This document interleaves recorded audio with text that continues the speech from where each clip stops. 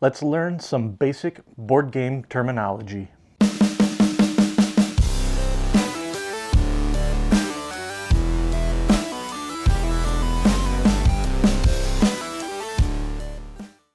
Hey, what's up, Brew Crew? This is a new series that I've been talking about doing for a while now. We gamers tend to use a lot of terms, jargon, and acronyms that are kind of unique to the tabletop gaming hobby.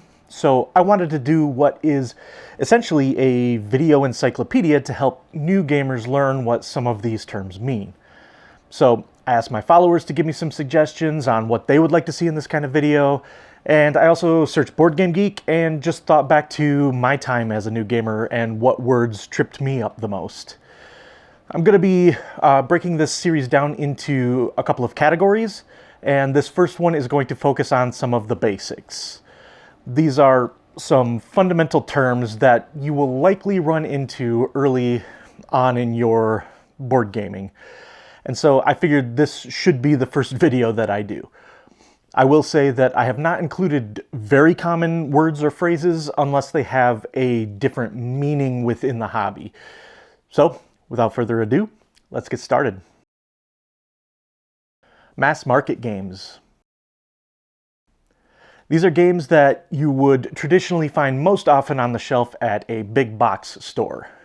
Often these games are variations of the same game with a slight twist or a different intellectual property applied to try to broaden the appeal. These are your Monopolies, Sorries, Clues, and Unos. Designer or hobby games. This term refers to a game that often features a credited designer and ideally has gone through rigorous development and playtesting to create a high-quality game experience. Thematic game. Sometimes referred to as American-style board games or Ameritrash games. Generally speaking, this is a game that puts a heavy emphasis on theme.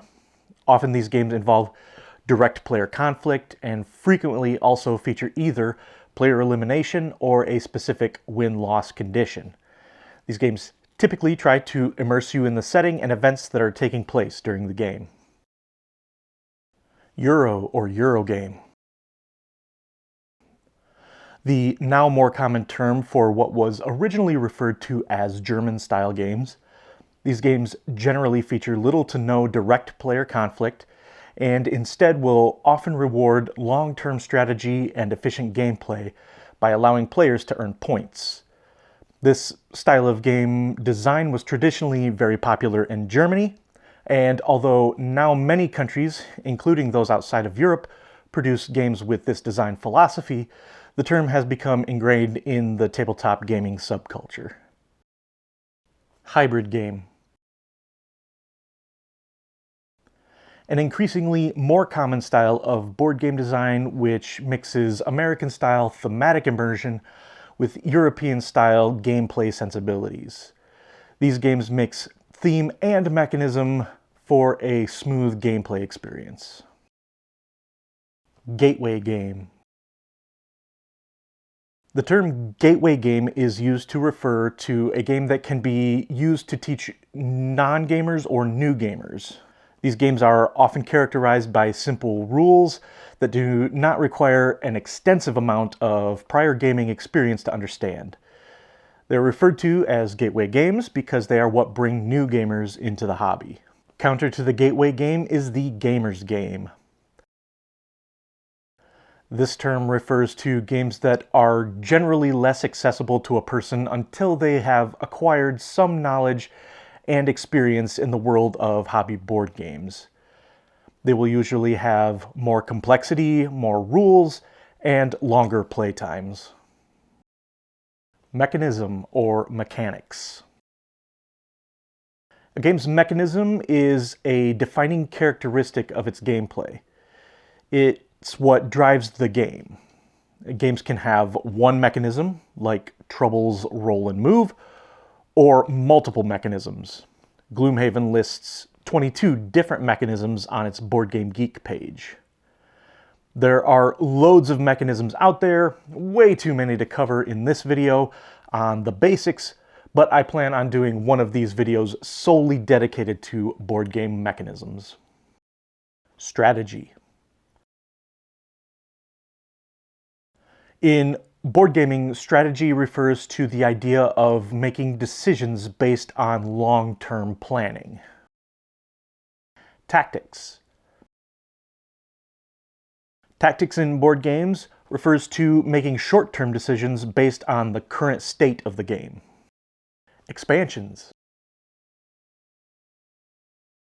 Expansions are additional content for a game, typically sold separately, and can add more to the base game content, add variety, or add additional players to the game.